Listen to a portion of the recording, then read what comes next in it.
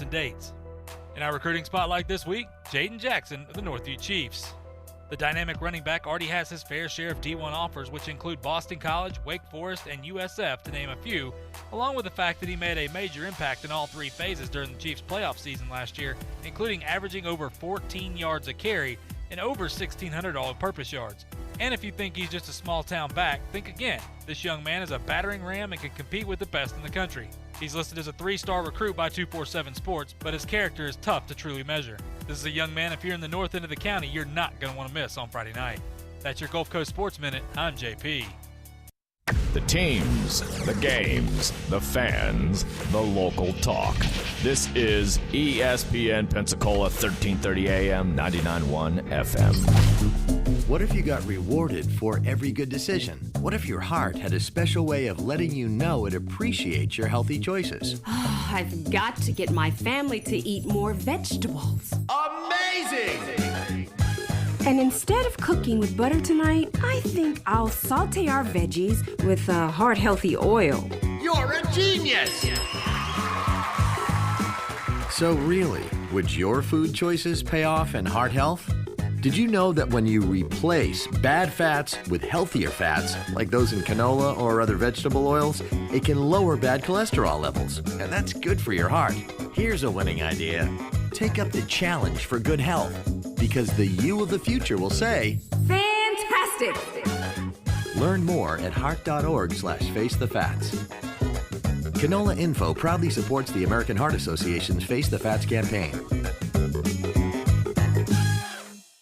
ESPN Pensacola 1330 AM 99.1 FM is accepting applications for employment. Periodically, we have openings in sales, business, news, promotions, engineering, production, and programming. We'll keep your application for consideration when such an opening occurs. We also provide internships for qualified students. Apply online at ESPNpensacola.com or at our studios at 7251 Plantation Road behind University Town Plaza. ADX Communications is an equal opportunity employer.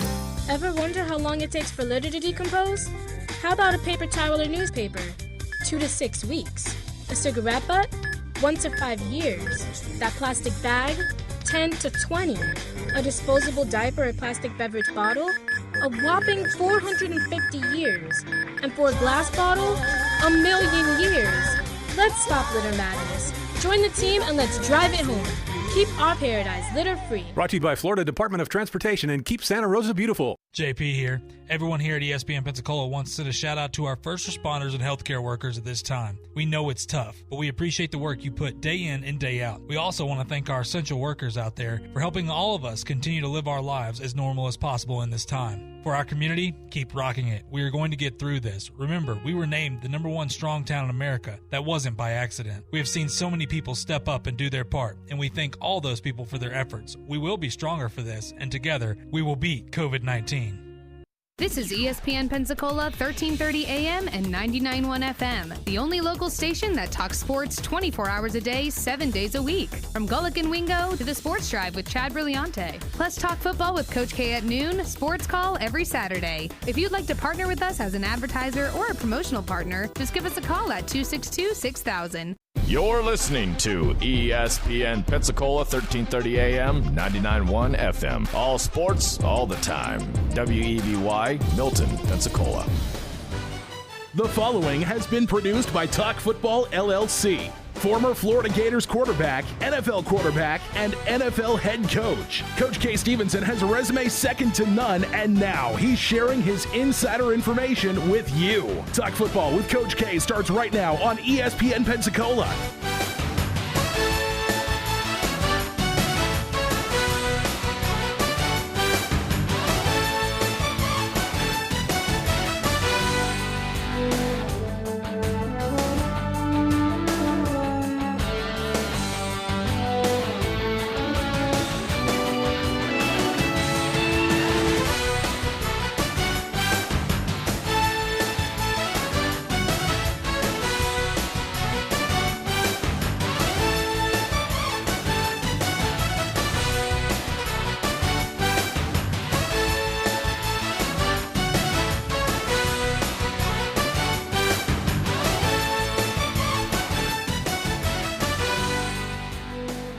Welcome in to Talk Football with Coach K. JP here with you alongside former NFL head coach Kay Stevenson on this Tuesday afternoon. Hope everybody's doing well, staying safe, of course, washing your hands, continuing to social distance at this time. You guys know the drill by now. I don't have to take you through it. I think it's quite obvious. But look, as we always start off our show, we'll continue to do so, and rightfully so. We want to thank our first responders and healthcare workers at this time. Once again, it goes without saying, but we're going to say it with COVID-19 or without COVID-19.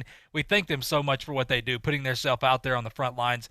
Look, keeping us well, protecting us, things we don't even know about, and things that, look, I don't want to know about, but they protect us each and every day, and we thank them so much, putting themselves out there, doing a great job as well, especially in this time.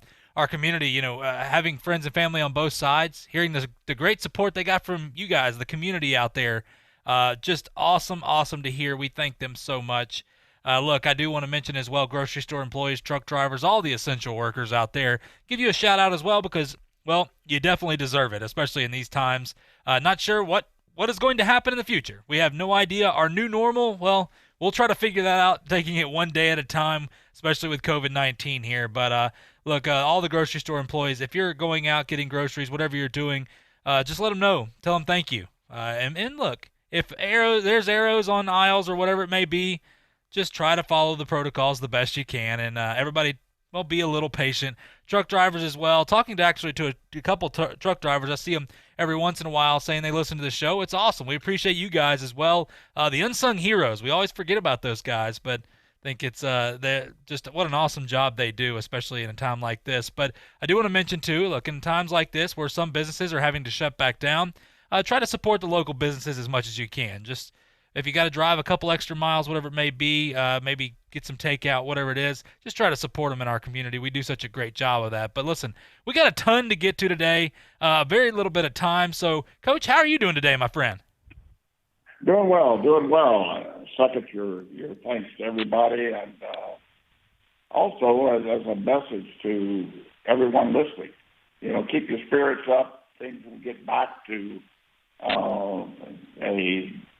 what could be considered normal, what will be considered normal in the future, and we'll all be and we're very happy for that. So keep your spirits up and just keep it going straight ahead. I think that's a great message, Coach, just because you turn on the TV and there's not too much positivity right now. And so for people out there, listen, separate yourself from that. You have the decision of how you're going to go about your day. So let's bring positivity, Coach. We always try to bring positivity to the show. Speaking of positivity, well, it depends on how you feel about this young man.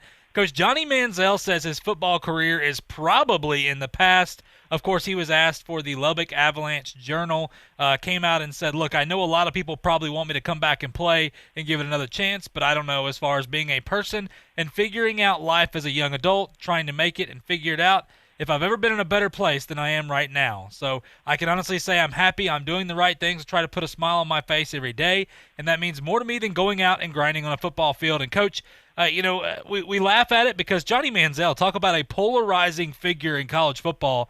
I mean, this is the young man that unorthodox is an understatement on the way he played, but we all remember him taking down Alabama in that game with Texas A&M.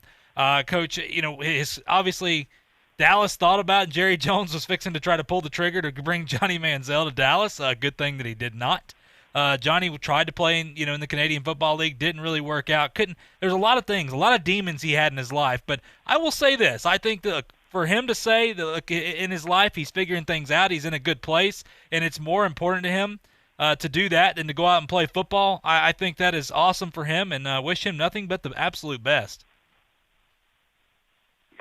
Well, sure, you have to wish him the best, but gosh, what a great story for young guys to take a close look at. He threw away quite an opportunity. Now, I'm not saying that he would have been a great pro. Don't think that he would have been a great pro, but he certainly could have played a few more years, made quite a bit more money, quite honestly, and enjoyed life much more. Had he not just thrown it away, he just, the streets got too much for Johnny Manziel. So I've always said, football can't be the most important thing in life for you, for players. I can't win with you if that is the case. Because if that's the case, if that comes above family and your God and your country, then there's no way I can compete with the streets. The streets will beat me every time. And that's what happened with Johnny Manziel, unfortunately. I feel sorry for him, but I'm happy that he's maybe found his way now, and he's going to have a productive life. Yeah, Coach, on the Sports Drive, we have Gene Stallings come on every once in a while, and he always says faith, family, and football. And if it's not in that order, you got to get it in that order because that's the only way to do it. And what he means by that is exactly what you're talking about. Football can't be first. It can't overtake your life. You have to be able to balance things, but it's important to understand, with faith and family and everything that goes involved in that. And with Johnny Manziel, like you said, I think it's awesome. Look, he's starting to figure things out, but I agree. We talk about, once again, a polarizing figure in college football. We were all eager to see him play in the NFL. We didn't know how it was going to work, but he definitely could have played some more years. But he had some demons going on. He let other things kind of influence him, and it is what it is. But once again, he understands where he's at in his life, and he's happy with it, and that's awesome. Coach, I want to get to look. Okay, JP, it's the inability to prioritize. If football is the most important thing in your life, if other things that you may be involved with, your career or whatever, if they become the most important thing in your life, ahead of your God, your family, and your country, you can't, there's no doubt in my mind, you have the inability to prioritize your life. And therefore, it's very difficult to compete against those things like you find on the street. The drugs, the alcohol, the women, and all the other gambling, and all the other things that will bring you down. It's just hard to compete against that if you can't prioritize properly. So, anyway, moral of the story: we'll let it go.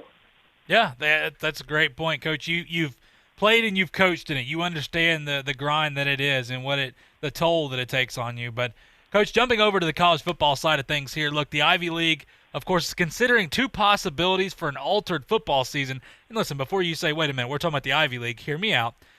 Including foregoing the entire fall in favor of a 7-game conference-only spring season that would begin in April and conclude in mid-May. Now, they're also considering opening the season in late September with a 7-game schedule against only conference opponents. Coach, the Ivy League obviously normally plays a 10-game schedule that begins on September 19th, but understanding this, Coach, the reason I bring this up is because we've heard college football have some talks about spring.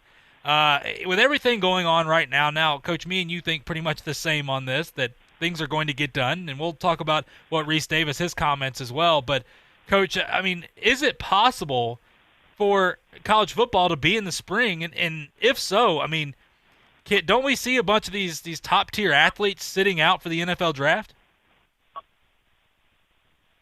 Well, I think if you're asking if it's possible, but it's not probable by any stretch of the imagination. I don't. College football, in particular, college football, is a fall sport. Fall into winter. What is the Thanksgiving and Christmas season for many people? In addition to what they stand for, and most importantly, but in addition to that, there's the football games and the revelry and so on involved in that. So it would be difficult, very difficult. You certainly would not have a normal, if you think you're going to rekindle a normal football season in the spring. I don't think it would happen. Could you play? Yes, absolutely. You could play if you want to do that.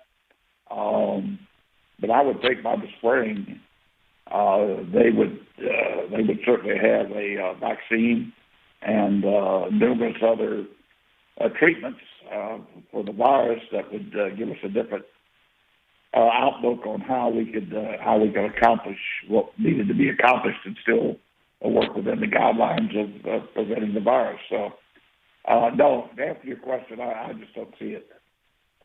And Coach, with that being said, and obviously hypothetical, we obviously believe that it's going to happen this fall. But if you back it up, and we'll say back it up to January or February, whenever you want to, I mean, there's a lot of speculation players would sit out. I mean, could you see guys, or do you believe that you'll see guys like a Trevor Lawrence or maybe Justin Fields and these guys, like the big guys we know that are going to the draft, a lot of big-name players, possibly sit out and just go ahead and prepare for the NFL draft? I mean, do you see that happening if, and I know it's a big if, but if we move to the spring? If it moved to the spring, I could possibly see that. Yeah, because you'd be crowding what they would have to do to guarantee their position in the NFL draft and with NFL teams. I think, here's what I do believe. I've said all along, I think there will be major college football, and there'll certainly be the NFL this fall. Now, whether it starts, as its normal start time in September, maybe, and in question with some. I still think they're going to start as near start date as possible, and maybe right on the normal start date. But you have to look at this. If they had to, JP, you might only see the Power 5 conferences playing within conference and playing each other to the extent that they would have scheduled games so that you don't have to be concerned about school medium-sized or smaller schools having to overcome more than they can overcome to play with the virus. So there's a possibility. I think all of them will play, but there's a possibility that medium to smaller schools may not play. And there's certainly a possibility that all schools are going to have to start play with no fans in the stadium. I think it will. They'll go up from there. But anyway, that's what I see as a probability right now.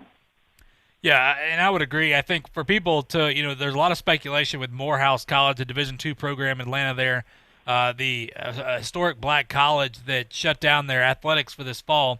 A lot of things go into that, and I want people to understand that these are a school like that, if you go back and look at the dynamics and the financial aspect of it, have been losing money for quite some time. For them, it's not that big of a deal, and I just want people not to panic when they see a team like this. I know the media wants to blow it up and see, there's our first team down. That's a lot different than a lot of other teams. Now, teams are going to play whatever way they can as long as it's possible within their states. I want to make that very clear as well. Now, I agree with you. The Power 5, we'll see what happens with them, but to bring a little bit more to this, Coach, and bring some positivity, like we said. Reese Davis, you know him on College Game Day. He said this months ago that he was optimistic we were going to be able to play a football season, but you know what? We didn't know a ton then. Now we know a lot more, even though things are starting to go up a little bit in some states. He says, look, in some form, he still is really optimistic they're going to play. He said, certainly might be some alterations to the schedule, as everybody was talking about, but particularly teams outside the Power 5, potentially their schedules could be impacted. But I still think there's a great deal of optimism and a reason to think the game will be played. He comes in. Of course, he does admit there are many unknown questions, but with everything that he is hearing and hearing from athletic directors, hearing from commissioners and everything, that he is getting nothing but positive signs and that they're preparing for just about every single situation that can be thrown at him. So I just want to throw that out there to let people know, this is a guy that does nothing but lives and breathes college football. It's his job. So, Coach, I do want to get into one more thing here before we go to break. Now, Brett Favre came out yesterday and said, or this weekend, and said the Packers should use Jordan Love like the Saints used Taysom Hill. Of course, a ton of speculation comes out. A ton of people are upset about this. Look, he comes out and says, look, they want to get some value with that number or that first-round pick. Coach, when I hear that statement, I laugh. Look, Jordan Love, personally, is a lot different than Taysom Hill. Taysom Hill was brought in later. He was more of a work in progress. They didn't bring him truly in to be a quarterback necessarily. We'll see what happens as the Saints are not, they're saying that Taysom is their next quarterback in waiting. They did get Jameis Winston there. Nobody knows what's going to happen in that situation. But, Coach, look, Jordan Love, to use him like Taysom Hill, I will completely disagree, and the reason is you don't get your first-round pick and say he is your future quarterback to line him up at other positions, H-back, tight end, line him up wide. Personally, I don't looking at Jordan and his athletic ability. He's an athletic quarterback, but I don't look at him as having the skill set that Taysom Hill does. And if you want value out of a first-round pick, Coach, maybe they should have went out and got Aaron Rodgers at wide receiver. That's all I'm going to say on that. What do you take on this, Coach? I think you hit it on the head. Even though he would be considered an athletic quarterback, he doesn't have the background, the experience, or the skills, as you said, that relate specifically to running back / receiver / return guy / cover guy, all the things that Taysom Hill does. No, that's not his forte. And you'd just be putting a lesser guy in to handle those chores if you try to utilize him that way. I understand what Favre is saying, and that you got a wasted draft choice there unless he can do something else. But the fact is, he's not geared to do something else for you. Yeah, it just comes down to the fact that this is once again a team that was one game away from the Super Bowl and didn't go out and get any wide receivers. So it's interesting, and I agree with you. I understand what Favre is saying, but I cannot see this happening. And once again, the skill set is completely different. Taysom Hill is just a freak athlete. What he is able to do is phenomenal, and there's a reason that there's really one Taysom Hill in the NFL. I mean, what he is able to do is so special, and he is such a interesting figure for that Saints team. But, Coach, we got to go to a quick break here. When we come back, look, Cam to New England, we talked about it yesterday. We're going to talk a little bit of the pros and cons of Cam to New England, and we're going to break down Matt Ryan, something he said on a radio program that may surprise you there in the NFC South with that loaded division. All that and more coming back right here on Talk Football with Coach K on ESPN Pensacola. I'm attorney Stephen Luongo with Levin, Papantonio, Thomas, Mitchell, Rafferty, and Proctor in Pensacola, Florida. Distracted driving is a dangerous epidemic on America's roadways. In 2016 alone, over 3,000 people were killed in motor vehicle crashes involving distracted drivers. This according to the National Highway Traffic Safety Administration. For more information, please visit us today online at levinlaw.com. Please be safe on the roadways. Stop the text, stop the wrecks. When you're looking for a great deal on a reliable new or certified pre-owned vehicle, you can't beat Bob Tyler Toyota in Car City, Pensacola. Bob Tyler Toyota has the best selection in town at incredible low prices. You can check out their amazing inventory from Camrys to Tundra trucks to 4Runners. It's all at Bob Tyler Toyota, and you can find it online at bobtylertoyota.com. Also score a touchdown this football season with the car of your dreams. Again, it's only at Bob Tyler Toyota in Car City, Pensacola. Hello, sports fans. Miles Bentley here, General Manager at Hill Kelly Dodge Chrysler Jeep Ram in Pensacola. Growing up, I always loved sports. Nothing but net, out of the park, through the uprights. Sink the puck Bentley, that was me.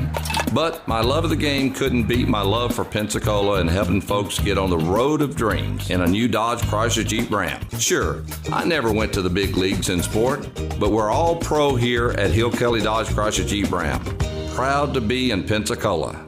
Sometimes your bank, your family, and your friends love you, but they don't have the money to help you. Sometimes we have chances to make money, but the old saying, you've got to have money to make money, rings true. At Pensacola Specialty Pond, we can help. If you have trucks, heavy equipment, airplanes, boats, jet skis, anything with value, Pensacola Specialty Pond can loan you that short-term money you need. No credit checks, and at Pensacola Specialty Pond, you're going to find the money and the discretion you need. Now at 6428 Pensacola Boulevard, north of Car City. Call 432-9050, 432-9050. I thought I was too old. I thought I was too young. I didn't think I had what it takes. How'd I find the time? I went into a music store and tried some percussion. Keyboard, guitar, bass, ukulele. And before I knew it, I could actually play a song.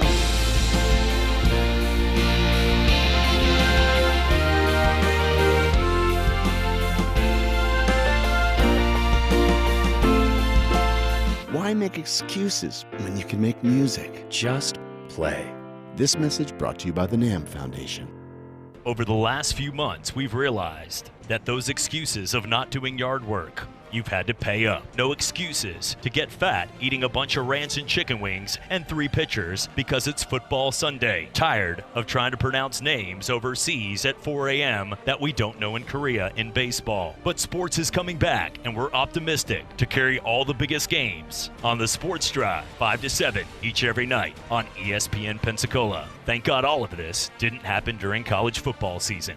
Over the last few months, we've realized that those excuses of not doing yard work, you've had to pay up. No excuses to get fat eating a bunch of rancid chicken wings and 3 pitchers because it's football Sunday. Tired of trying to pronounce names overseas at 4 a.m. that we don't know in Korea in baseball. But sports is coming back, and we're optimistic to carry all the biggest games on the Sports Drive, 5 to 7 each every night on ESPN Pensacola. Thank God all of this didn't happen during college football season. You can watch Coach K talk football live right now on our YouTube channel at ESPN Pensacola 1330.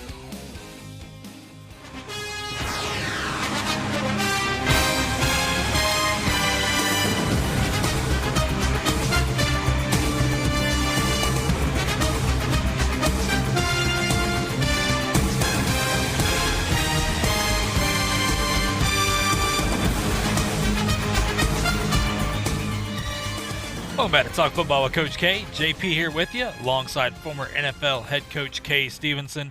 On this Tuesday afternoon, hope you're doing well. We're talking some football with you as always here. Coach, get back into this. So, look, Cam Newton to New England surprised a lot of people, including myself. Did not think about that. I thought Cam, at this point, I had said it on the show, I will go ahead and admit it, that he was probably going to wait until an opening popped up. Everybody seemed to have their quarterbacks in place.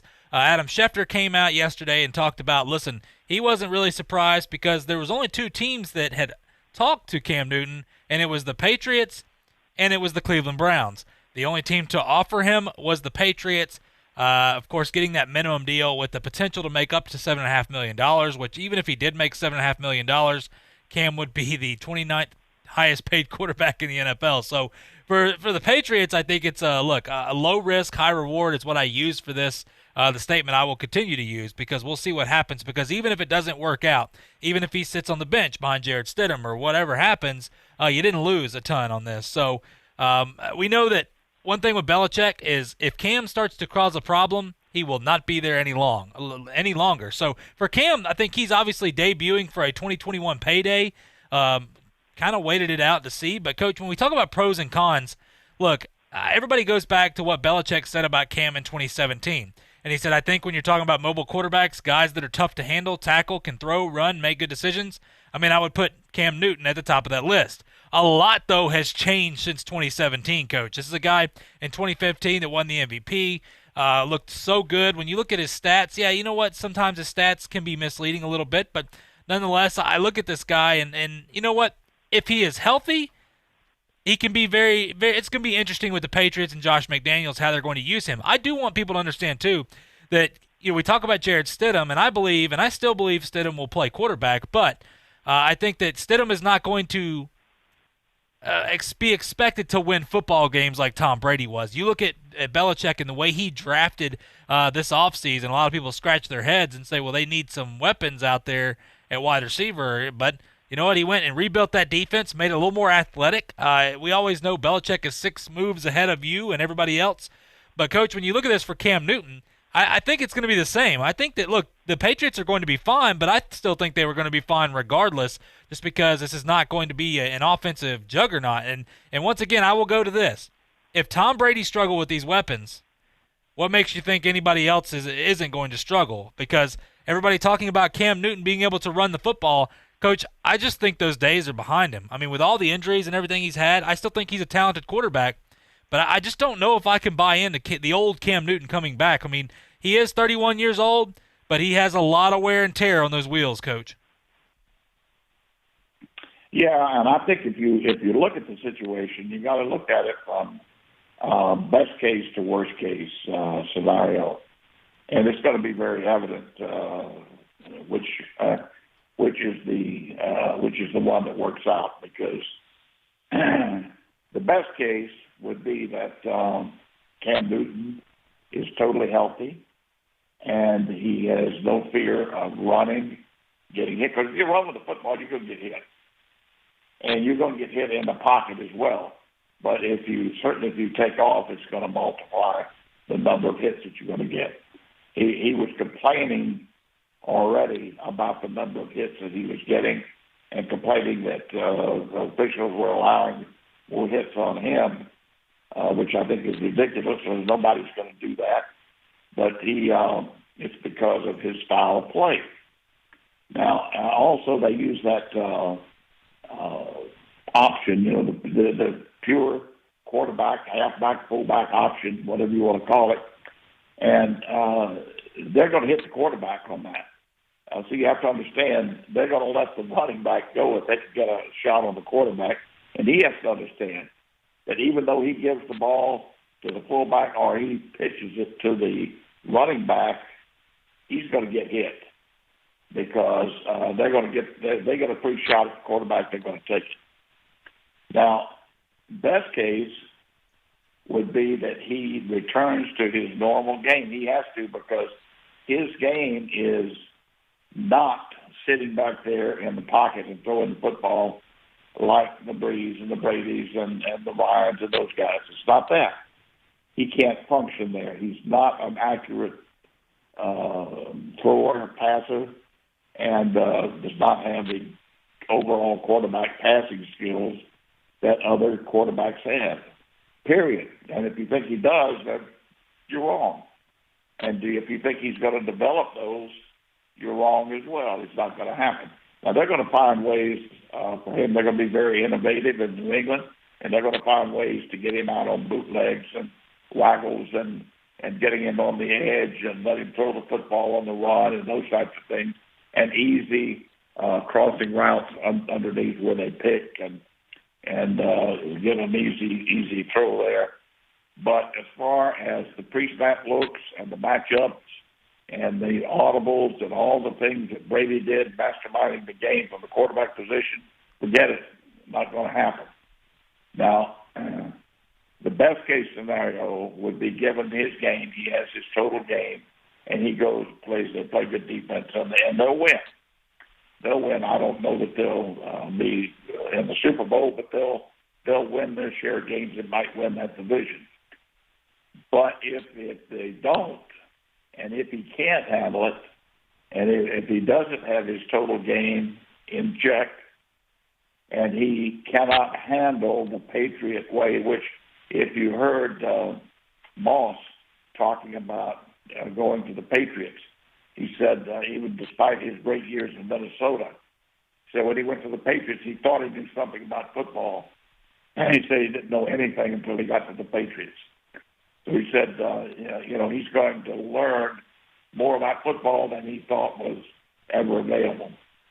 Now, if he can't handle that and handle what they feel like should be a part of the quarterback position, then he's not going to be there.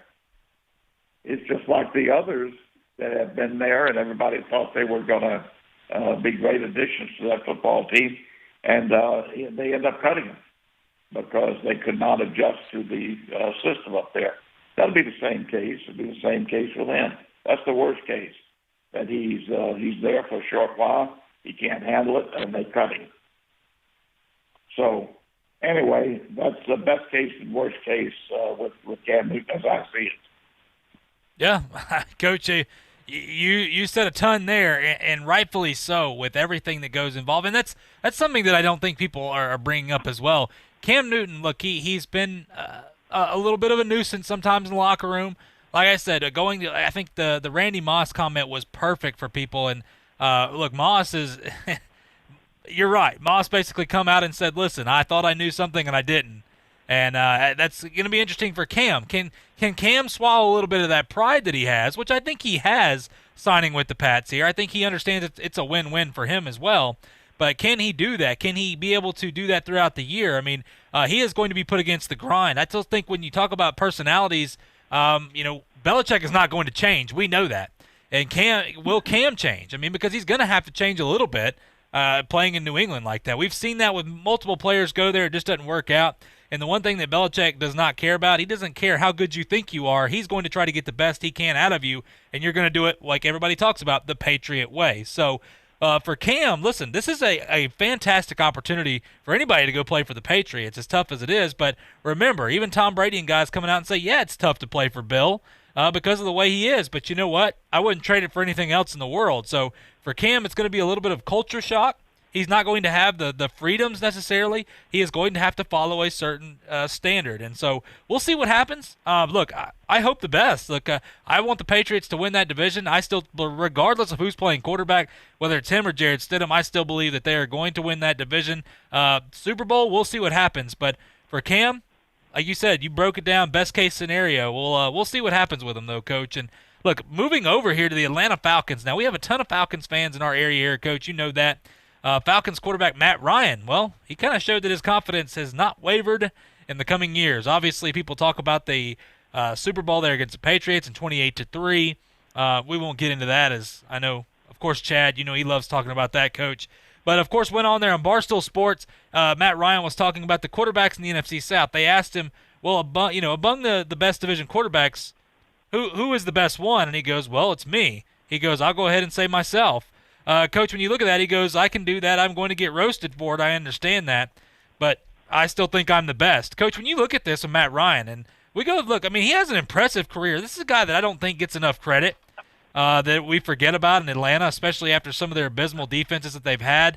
We remember the 28-3, and we put blame on him. I think he's had a fantastic career. I mean, this is a guy that's thrown for, well, over 50,000 yards. I mean, 321 touchdowns to 147 interceptions. 109-80 record. Coach, when you look at this, I mean, he was the 2016 Offensive Player of the Year. He's been a 4-time Pro Bowler, 1-time MVP. This is a guy that just continues to put out each and every year. I mean, he does not waver in his passing ability, throwing for 4,000 yards every single year of his career except, I believe, 2. This guy's phenomenal, Coach. I mean, he doesn't turn the ball over a ton like a lot of quarterbacks. I think the max interceptions he had was 17 in a year that they went 4-12. Outside of that, he averages about 30 touchdowns a year. We forget about this guy. And when you look at the NFC South with Drew Brees and Tom Brady, and, you know, we'll give Teddy Bridgewater a shout out there, but he's not on this level yet.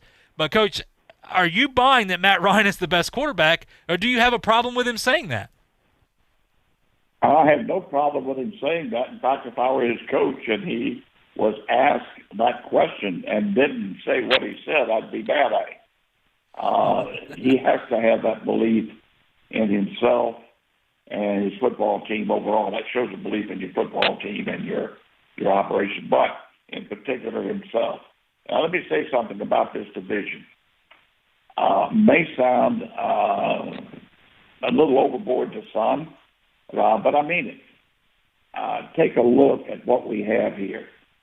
We have 3 of the top 5 or 6 quarterbacks playing the game in one division on 3 different teams. Brady, Brees, and Ryan. There's no doubt in my mind about that. I'll take those 3, and you pick any other 3 quarterbacks you want to in the league, and I'll take those 3, and we'll see who has the best record at the end of the season. That's how much I believe in the 3 of them. I think they're outstanding quarterbacks, and it's going to be very, very interesting to see this year what happens, especially in that division. Overall in the NFL, but especially in that division. Now, as far back again to Ryan in particular, and we've often said on this program he does have a lot of offensive firepower, a lot of talent offensively, but I've seen him stand in there and take licks and stand in against the rush as well as anybody I've ever seen play the game. He will do it. And he's a very bright, intelligent guy, and he has great football savvy. Everything about Ron, he checks all the boxes. Physically, mentally, emotionally, everything about him at the quarterback position. The intangibles are there, the measurables are there, he's a winner. So, yes, I like him. And I also like the other 2 very much, as I've said. So it's going to be, and the one thing that I think you asked a question yesterday or maybe last week about the Atlanta Falcons. In particular, what was the one weakness, or was there a weakness there? And I think I said defense. And I mean it. And to go back and pin that Super Bowl loss on Ryan is ridiculous. Defense had any number of opportunities to stop them, and they couldn't do it. So they've got to improve their defense and also their offensive line. Now, that sounds like a lot. It is a lot. So despite the effectiveness through talent and production that they have offensively, they have to upgrade that offensive line. They got to do a better job offensive line. I think they have supposedly improved with personnel. We'll see how that works out. I hope they've improved from a coaching standpoint as well with their offensive line. Yeah, Coach, when you talk about that, I do think it's interesting because the question was brought up to me. Dan Quinn, of course, the head coach there last year, everybody thought he was gone until, look, the Falcons just showed up the last few games and surprised a lot of people, beating some people obviously they shouldn't have when you really break it down. But keeping Dan Quinn there, do you think that was the right move with moving forward with this team? Or did you think it was time to make a change there to be able to rebuild this franchise? No, I always think it's a good move to keep the coach you have, if at all possible. And, it gives you some continuity that other people don't have. And look at that factor now, given the circumstances with the virus and everything, that continuity is going to mean probably more than usual. So keeping him, I think, was a good stroke for Atlanta. And I like Dan Quinn. I think he'll do a good job, but he needs some help. He needs a good staff, number one, and he also needs the production defensively overall in particular, because that's his bailiwick as a defensive coordinator, former defensive coordinator. He needs that defense to really step up under him, and he will get a lot more credit for it if they do. Yeah, I would agree, and I think, look, it was a great just because I like him coming back solely because the players came out of nowhere. Now, people can say what they want. Players didn't have to do this, but speaking out and saying how much they appreciated Dan Quinn and how much they supported him and wanted him to come back, I thought was awesome because it's in a time now where we see a lot of coaches being criticized for other reasons. Awesome to see that for them. And I think, look, the Falcons, they've got to figure out that defense, and they got to figure it out quick. They have some pieces there, but they got to put it together. Offensively, it's going to be interesting. But the one thing you can bet on is Julio Jones and Matt Ryan. What a fantastic combo, and Calvin Ridley has done a great job there as well. The offense has never truly been a problem for them. It's they got some things they got to figure out, but regardless, even through those bad offensive lines and things that we had mentioned, Matt Ryan has continued to play each and every year, and really just ball out, Coach. I mean, he is a phenomenal player. It's just so much fun to watch him, and the attitude that he has on and off the field is special as well. For Atlanta, well, they've got a limited time because Matt Ryan's not getting any younger. They got to figure this out, but they play in the toughest division, and it's not even a question right now, I think, when you look at it from top to bottom. There's some divisions that can compete with it, but it's going to be tough because those three quarterbacks, like you said, Coach, put them over any of them, and you're going to win, no doubt. But, Coach, we got to go to a break here. When we come back, some interesting comments about Alabama and the offensive identity. Will it change this year now that Tua Tagovailoa is gone? And could the offense even be better without Tua? And sporting news, of course, naming Alabama the top team of the decade. Well, we'll get your take on that, Coach. All that and more right here on Talk Football with Coach K on ESPN Pensacola. I'm attorney Stephen Luongo with Levin, Papantonio, Thomas, Mitchell, Rafferty, and Proctor in Pensacola, Florida. Distracted driving is a dangerous epidemic on America's roadways. In 2016 alone, over 3,000 people were killed in motor vehicle crashes involving distracted drivers. This according to the National Highway Traffic Safety Administration. For more information, please visit us today online at levinlaw.com. Please be safe on the roadways. Stop the text. Stop the wrecks. When you're looking for a great deal on a reliable new or certified pre-owned vehicle, you can't beat Bob Tyler Toyota in Car City, Pensacola. Bob Tyler Toyota has the best selection in town at incredible low prices. You can check out their amazing inventory from Camrys to Tundra trucks to 4Runners. It's all at Bob Tyler Toyota, and you can find it online at bobtylertoyota.com. Also score a touchdown this football season with the car of your dreams. Again, it's only at Bob Tyler Toyota in Car City, Pensacola. Hello, sports fans. Miles Bentley here, General Manager at Hill Kelly Dodge Chrysler Jeep Ram in Pensacola. Growing up, I always loved sports. Nothing but net, out of the park, through the uprights. Sink the puck Bentley, that was me. But my love of the game couldn't beat my love for Pensacola and helping folks get on the road of dreams in a new Dodge Chrysler Jeep Ram. Sure, I never went to the big leagues in sport, but we're all pro here at Hill Kelly Dodge Chrysler Jeep Ram. Proud to be in Pensacola. Just felt there's a huge need in Pensacola to bring foot and ankle services, specifically orthopedic foot and ankle services, to this area.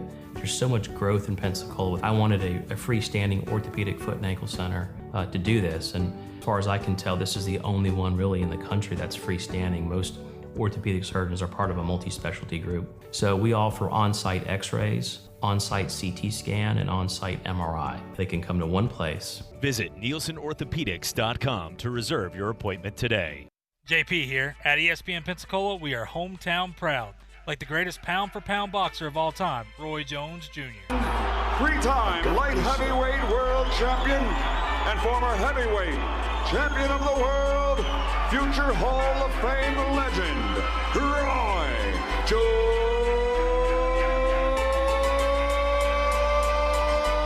Jr. What up? This your boy Roy Jones Jr. and you're listening to ESPN Pensacola. Hear ye, hear ye. I bringeth thee a message from... a message from the king and his new trumpeter, Stephen. The king wishes me to convey his favor to thine team and thine tailgate. Not yet. He invites thee to let the Bud Light flow forth. And he also wishes me to tell thee that he toasts thee.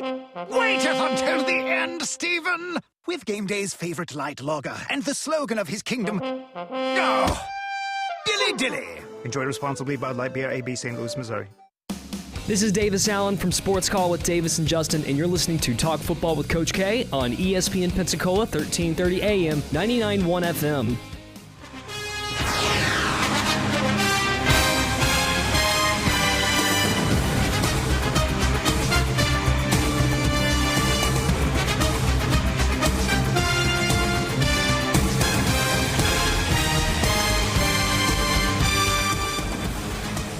Welcome back to Talk Football with Coach K. JP here with you, alongside former NFL head coach Hayes Stevenson on this Tuesday afternoon. Appreciate you joining the show. Hope all is well with you. We're talking some football as always with you. Getting back into it again, Coach. Now, look, we talk about Alabama, and I'm going to ask you a few questions. I'm going to break it down here. First question, simply, first and foremost, do you believe that the offensive identity of Alabama this year, with now that Tua is gone, is going to change at all, or is it going to be the typical Nick Saban offense? Oh, I think it's bound to change a little, but not drastically. For the most part, people will consider it the same Nick Saban offense. But he's changed quite a bit over the past few years.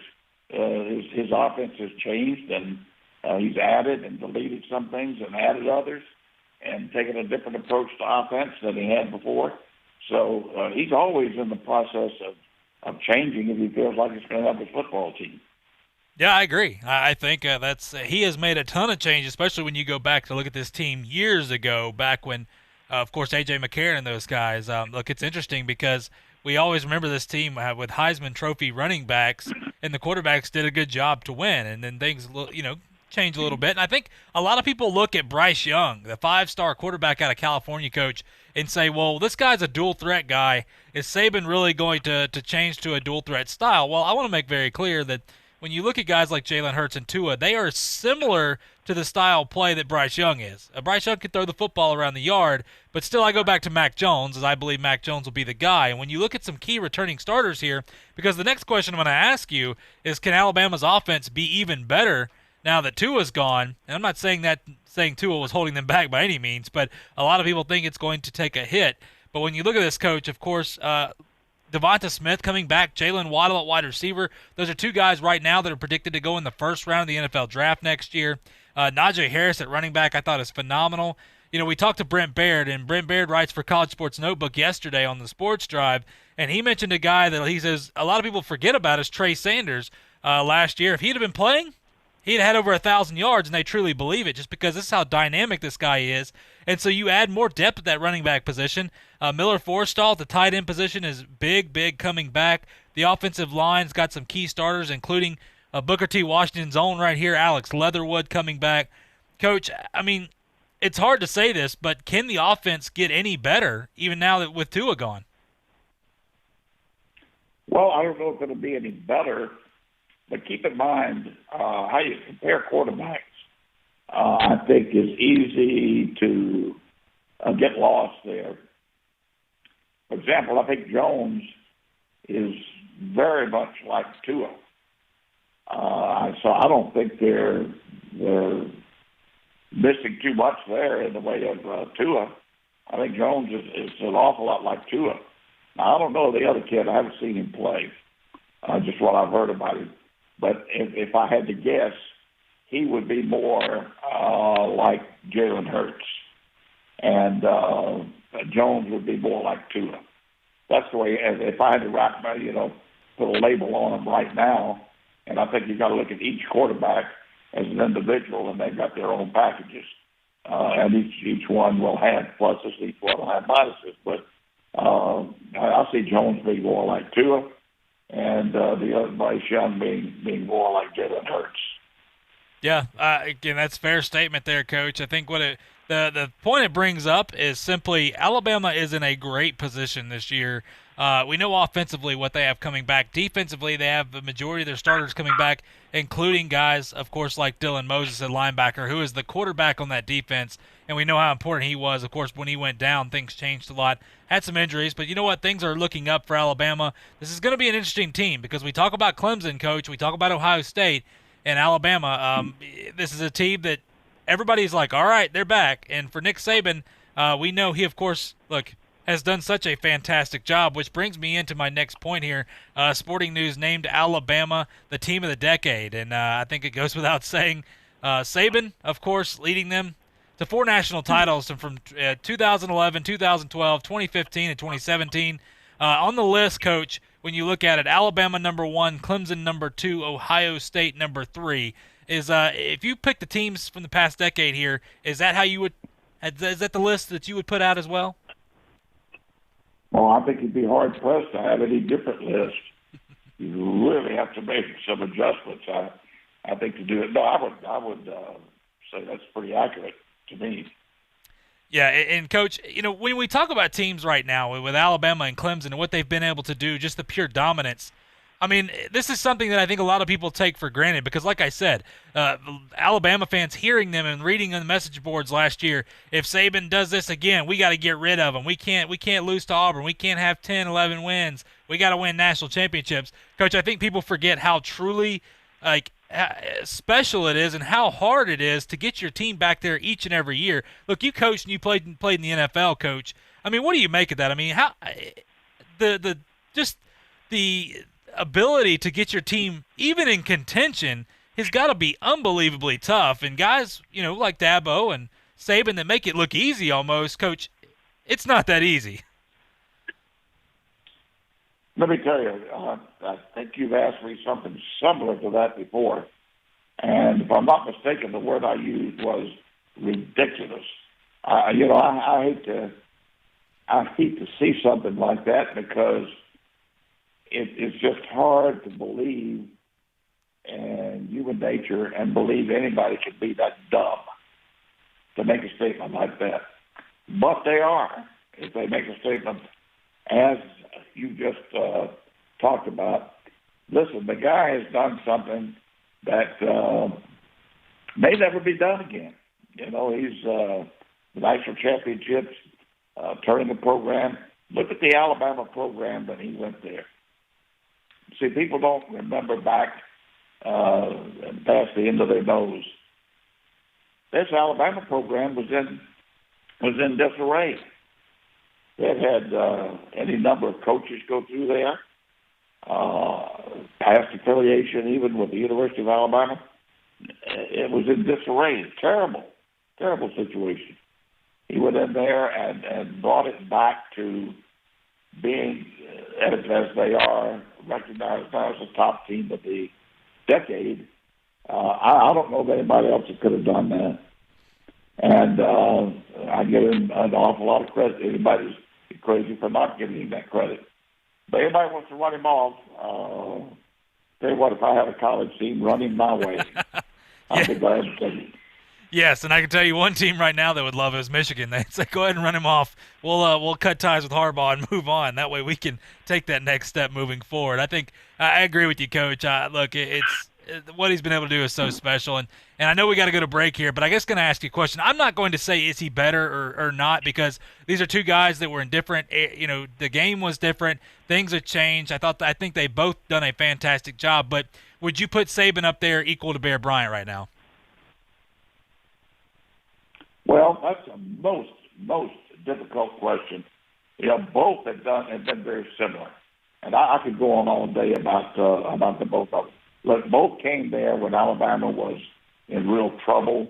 I think what was his name, Drew, was there at Alabama, and I think they went like 2 or 3 years, only won one ball game or two ball games. And Brian came there, and look what he did. Turned it around all of a sudden and winning national championships. Nobody else could have done that. Alabama's been so fortunate, to have had the coaches that they've had there over the years. It's just absolutely amazing. We could go back and look at the whole history. But when you're talking about Bear Bryant and Saban, you're talking about two coaches that you wouldn't want to denigrate one or the other in any way, shape, or form. So the best way to approach that is, hey, how would you like to have them both? Absolutely. Yeah, you're right. That's why I say, Coach, I don't like when people when they say, is Saban better than Bear Bryant? I think it's completely different, because two different times they both came in and revamped Alabama to what being on a high pedestal. And I think we celebrate those people. How about we just celebrate them instead of trying to compete with them and compare them to each other, because they each bring something just unbelievable, and they're two coaches that can never be matched in what they've been able to do. But, Coach, got to go to a break. When we come back, look, we're going to talk about more of some unanswered questions each NFL team faces, some questions that I come up with here. We'll talk about a couple teams on the last segment of the show. All that and more right here on Talk Football with Coach K on ESPN Pensacola. I'm attorney Stephen Luongo with Levin, Papantonio, Thomas, Mitchell, Rafferty, and Proctor in Pensacola, Florida. Distracted driving is a dangerous epidemic on America's roadways. In 2016 alone, over 3,000 people were killed in motor vehicle crashes involving distracted drivers. This according to the National Highway Traffic Safety Administration. For more information, please visit us today online at levinlaw.com. Please be safe on the roadways. Stop the text, stop the wrecks.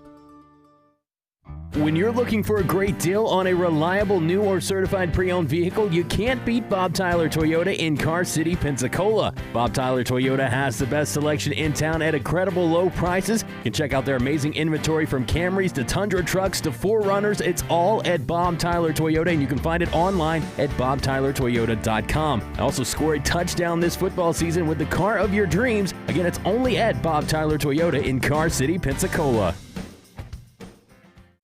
There's only one place in town for the lowest prices and greatest selection of firearms. Pensacola Indoor Shooting Range. Visit our fully stocked Gun Pro Shop for new and used firearms, accessories, and ammunition. Check out the Indoor Shooting Range. We offer rentals on guns, including fully automatic machine guns and silencers. Ladies, this is the safe place to learn how to use a gun. Plus, Tuesday is Ladies' Day. Women shoot for half price all day. The best place to buy firearms in Pensacola. Pensacola Indoor Shooting Range. Highway 29 in Car City.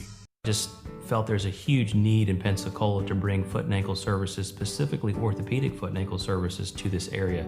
There's so much growth in Pensacola. I wanted a freestanding orthopedic foot and ankle center to do this, and as far as I can tell, this is the only one really in the country that's freestanding. Most orthopedic surgeons are part of a multi-specialty group. So we offer on-site x-rays, on-site CT scan, and on-site MRI. They can come to one place. Visit NielsenOrthopedics.com to reserve your appointment today.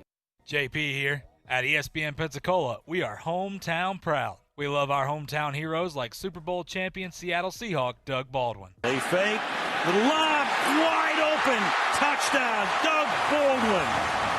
Bigger body than Wilson likes to throw to, big target.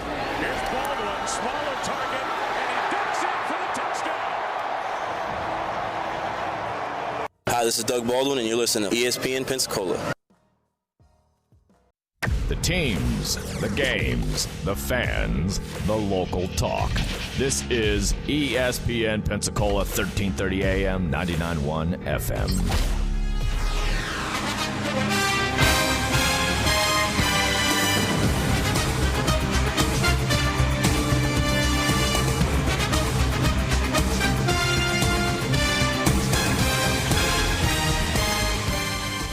Welcome back to Talk Football with Coach K. JP here with you alongside former NFL head coach Kay Stevenson on this Tuesday afternoon. Hope you're doing well.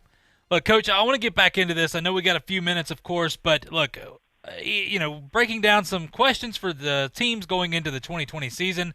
Obviously, we are going to act like it's going to happen because we believe it right now. We're going to stay optimistic and we're going to stay positive. So I do want to bring up the Jacksonville Jaguars, and the reason I bring it up is because I have people ask me all the time, Jags fans, which you don't really see them wearing their Jags gear around Pensacola too often, but look, they are a little hopeful, and they don't know whether they should be hopeful or not, Coach, and we've talked about the Jags a little bit, but when you look at the Jacksonville Jaguars, the question that is being brought up to me multiple times here is Gardner Minshew the long-term answer at quarterback? And they want to know because do they get excited? Now, when you look at what he did last year, Coach, of course, in his games that he started, the 12 games, he went 6-6. Of course, a little over about 61% completion percentage, over 3,200 yards. Great job. 21 touchdowns to 6 interceptions, averaging a little over 7 yards per attempt. So he's getting the ball down the field a little bit. But, Coach, the question is Gardner Minshew the future? Do you believe he can be the future in Jacksonville? Is he good enough? Because I deflect this to you because you played quarterback, you judged quarterbacks, you coached them, you know all about quarterbacks. What you've seen with Gardner Minshew, Coach, should people get excited for him at quarterback for the Jacksonville Jags?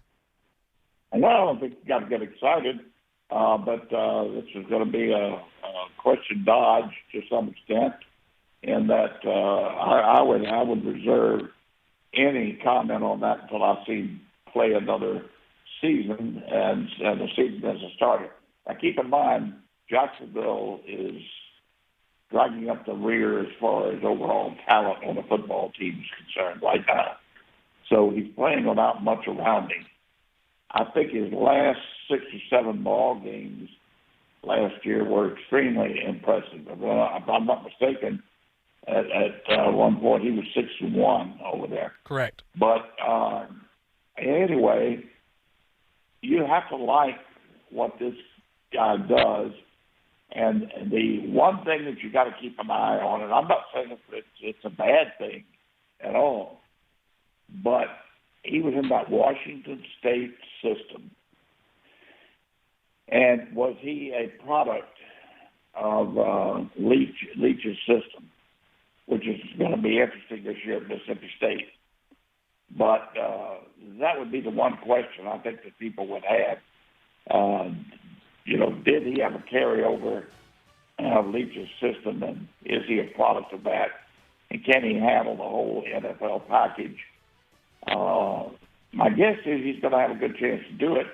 He seems like a winner to me. So anyway, let's wait and see before we put any yay or nay on him for sure, whether he's the quarterback in the future. But he's very interesting, I'll say that. Yeah, fair enough. He has his own pretty much brand now with the whole band, or the headband, and then the mustache and everything. It's fun. Look, Minshew Mania, we all love it. But you're right, they have almost no talent right now. So look, it will be interesting to see what happens this year for the Jags. It's going to be tough regardless. But Coach, that sound means it's time for us to go as usual. We didn't get to everything, but you know what? We'll give it a shot tomorrow. But it's been an absolute pleasure. You bet. Jordan, as always, JP, and we will see you tomorrow. Absolutely, Coach. Appreciate it. Appreciate our listeners out there. Look, we'll be back tomorrow, same time, talking some football with you on Talk Football with Coach K on ESPN Pensacola. We continue on here on what's been a very interesting First Take, Your Take on ESPN Radio, ESPN News, ESPN app, Sirius XM Channel 80. We're presented by Progressive Insurance. All guests appear via the Shell Pennzoil Performance Line. Kevin Connors in today for Jason Fitz. We're asking you who enters the NBA restart as the team to beat. You can get on the phone lines, 888-SAY-ESPN. It's time for Straight Talk, brought to you by Straight Talk Wireless. And, of course, so much of the conversation has been on the return of sports. Is it going to happen? Will we actually see games played, or will it be shut down before we get to that point? Will we get to that point, and will the seasons be finished? And, of course, the NFL is a locomotive that has just gone full speed ahead since this whole thing started. Held the NFL draft. We've moved ahead with the announcement of the NFL schedule. We're planning on having guys report to camp when they were reportedly supposed to report to camp. So what exactly does a realistic picture for this NFL season look like? Max Kellerman started the conversation, weighing in with his own interesting thoughts. They're not going to finish the season. I find it so far-fetched. I don't know why more people don't realize this. They have a completely starry-eyed, overly optimistic view of this. I have not heard a realistic plan from the NFL. Now, people claim, look, that's because they're waiting to see and they're gathering evidence and so they can remain flexible. Really? So you start with a more aggressive, more conservative plan, and then you loosen it from there if you're getting good results. You don't start with an overly ambitious plan and then try to tighten the reins if it doesn't work, because it won't. Guys, we have the worst response as a country to COVID in the industrialized world, basically. Like what? Okay, let's leave China and places where you just can't trust the information that the government tells you out of this.